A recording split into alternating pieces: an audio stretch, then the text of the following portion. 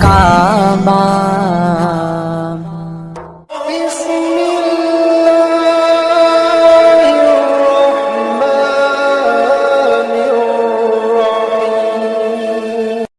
اگر آپ اس پہ غور کریں تو آداب معاشرت کا خلاصہ ہے یہ حدیث۔ آقا کریم نے ارشاد فرمایا اتنی دیر تک کوئی شخص کامل مومن نہیں ہو سکتا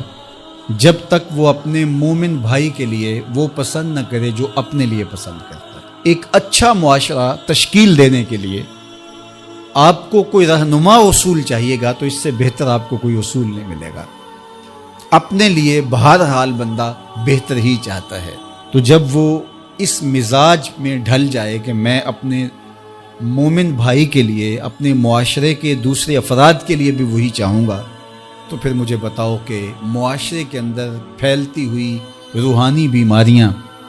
حسد، حقد، بغض، کینہ، نفرت، ایک دوسرے کو نیچا دکھانا، تکبر، رعونت، غرور، یہ ساری چیزیں یہ کہیں آپ کو نظر بھی نہیں آئیں۔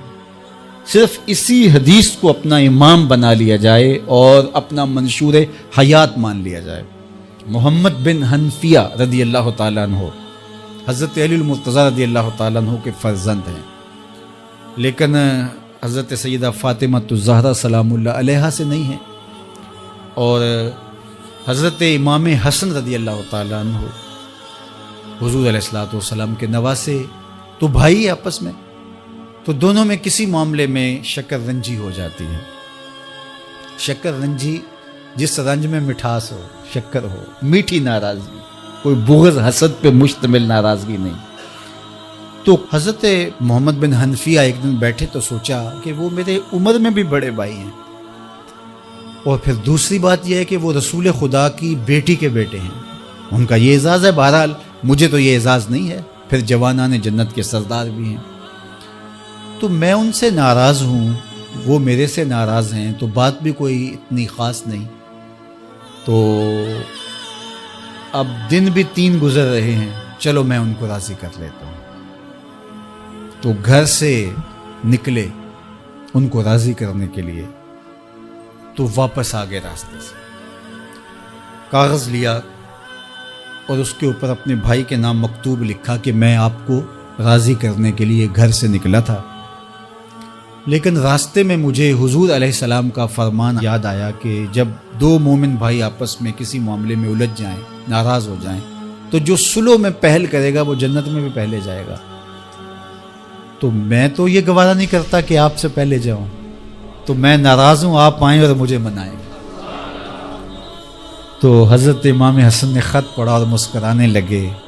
اور آپ تیزی کے ساتھ تشریف لائے اور اپنے بھائی کو کہا اچھا مان جاؤ پھر، تو وہ مننے کے لیے تو پہلے ہی تیار تھے نا۔ تو جب آپ اپنے مومن بھائی کے لیے وہ پسند کریں گے جو اپنے لیے پسند کرتے ہیں، تو پھر زندگی گزارنے کا مزہ آنے لگے گا۔ نفس روکتا ہے یہ چیز میرے پاس ہے اس کے پاس نہ ہو، یہ اعزاز میرے پاس ہے اس کے پاس نہ ہو، اور اس کی ایک اپنی لذت ہے اور وہ مادی لذت ہے، اور ایک ہے باطن کی روح کی لذت۔ تو روح کی لذت نفس کی لذت سے کہیں زیادہ اور کہیں دیر پا اور کہیں مختلف ہے۔ اس لیے جب آپ قربانی دیتے ہیں، ایثار کرتے ہیں یا کسی کو ترجیح دیتے ہیں، تو اس کی جو روحانی لذت ہے، آپ کو بھوک لگی ہوئی ہے تو آپ کو 1 روٹی مل گئی ہے، تو آپ کو ایک ایسا شخص نظر آیا جو آپ سے بھی زیادہ بھوکا ہے، اور آپ کسی نمائش کے لیے نہیں، محض اللہ کی رضا کے لیے اس کو روٹی دے کر کے دیکھیں، خود بھوک کاٹ کے دیکھیں، وہ مرغن کھانوں میں سرور نہیں آئے گا جو اس بھوک میں لطف آپ کو آئے گا۔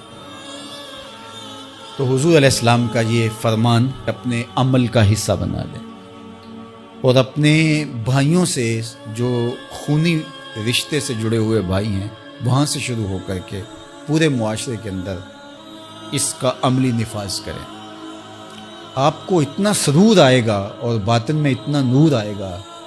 اور اس قدر معاشرے میں خوبصورتی کی بنیاد پڑے گی۔ اور اگر ہم آج اس حدیث کو اپنے لیے خضر راہ بنا لیں تو یہ اس پہ عمل کرنا کوئی مشکل نہیں ہے۔ یہ آپ ابھی سے جب اٹھیں گے تو اپنے ساتھ والے کو ترجیح دے دیں گے کہ پہلے یہ گزر جائے، تو ابھی سے شروع ہو جائے گا یہ کام۔